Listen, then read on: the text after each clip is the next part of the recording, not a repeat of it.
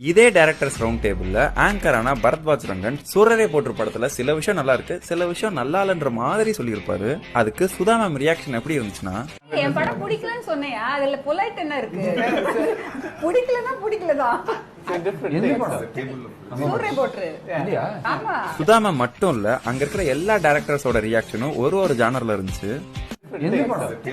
சூரரை போற்று. ஆமா. கேமராவல இமிடியேட்டா இது முதல்ல என்னன்றது பேசிட்டு அப்புறம் பேசுவோம். Kill Bill interval block. So இவங்க எல்லாரும் சேர்ந்து பரத்வாஜ கேள்வி கேட்க ஆரம்பிச்சிருவாங்க.